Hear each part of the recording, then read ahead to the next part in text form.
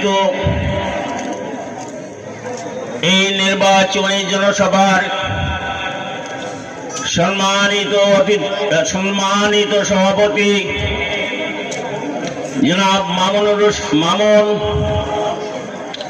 এবং উপস্থিত আছেন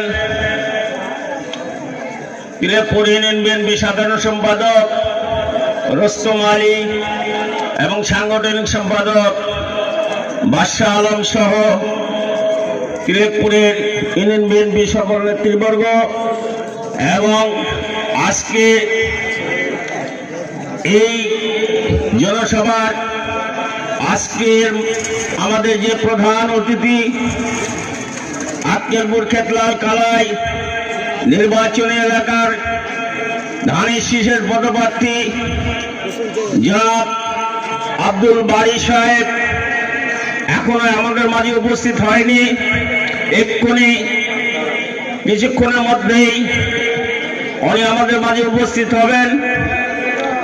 আরো আমাদের মাঝে উপস্থিত আছেন আক্কেলপুর থেকে বিভিন্ন বিএনপি, যুবদল, ছাত্রদল, কৃষক দল, শ্রমিক দল সহ সকল দলের নেতৃবর্গ এবং পিরোজপুর ইউনিয়ন যুবদল, ছাত্রদল এবং কৃষক দলের নেতৃবর্গ এবং অত্র পিরোজপুরবাসী মা এবং ভাইয়েরা, বোনেরা, আসসালামু আলাইকুম।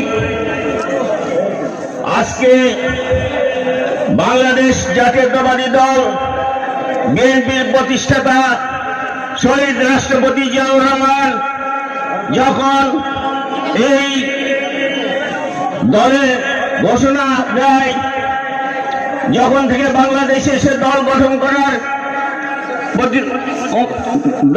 করার জন্য উদ্যত হয়, সেই সময় থেকে এই পিরোজপুরের মাটির আল্লাহর নাম নিয়ে এই দলের আমি এই ক্ষুদ্র একটি কর্মী, আমি এই দলের প্রথম ঘোষণা দেই এই পিরোজপুরের মাটিতে।